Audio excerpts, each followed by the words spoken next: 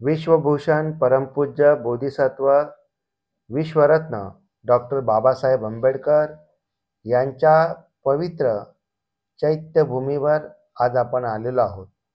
बाबासाहेबांच्या महापरिनिर्वाणानंतर मुंबई येथील दादर या ठिकाणी जेथे बाबासाहेबांचा अग्निदाह संस्कार झाला, अर्थात करोडो आंबेडकरी अनुयायांचं श्रद्धास्थान, प्रेरणास्थान आणि जिथे ऊर्जा मिळते असं ऊर्जास्थान, अर्थात आपली पवित्र चैत्यभूमी, या ठिकाणी आज आपण आलेलो आहोत.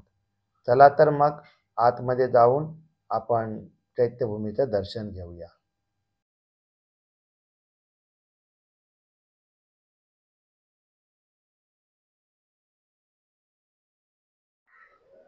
आता पूर्वीपेक्षा बराच इथे फरक झालेला आहे.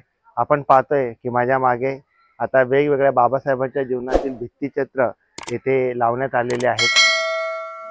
तसेच उजव्या बाजूला तथागतांची मूर्ती इथे डोनेट आलेली आहे. ती मूर्ती या ठिकाणी इथे लावलेली आहे. अगदी बाबासाहेबांच्या चैत्य स्मारकाच्या अगदी बाजूलाच या ठिकाणी मूर्तीची प्रतिष्ठापना झालेली आहे. संपूर्ण भारतीयांचं आशास्थान, ऊर्जास्थान आणि श्रद्धास्थान अर्थात चैत्यभूमी. आज या चैत्यभूमीच्या पवित्र वास्तूमध्ये आपण आलेलो आहोत. या ठिकाणी बाबासाहेबांचे सुपुत्र अर्थात चैत्यभूमीचे शिल्पकार, बौद्धाचार्यांचे जनक सूर्यपुत्र भैयासाहेब आंबेडकर यांची या ठिकाणी चैत्य स्मारक आहे.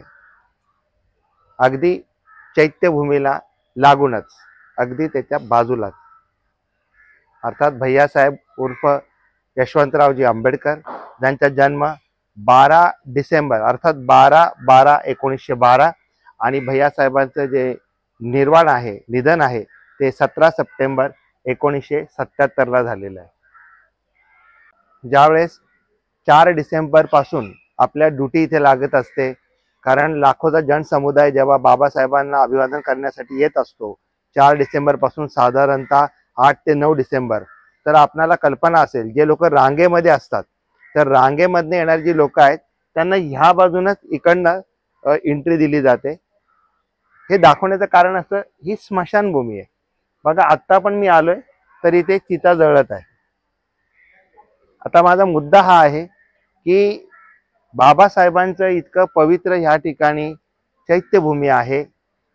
महानगरपालिकेची अशी काय मोठी अडचण आहे की आजही ही स्मशानभूमी इथून हटवली जात नाहीये, जबकि या देशाचे अनेक मुख्य नेत्यांचे जे स्मारक आहेत ते दिल्लीमध्ये 20-20 एकरमध्ये आहेत आणि त्या ठिकाणी आजूबाजूला असं काय वातावरण नाही.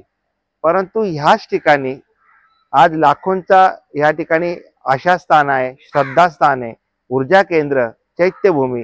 या चैत्यभूमीच्या मध्ये इथेच ही स्मशानभूमी आहे.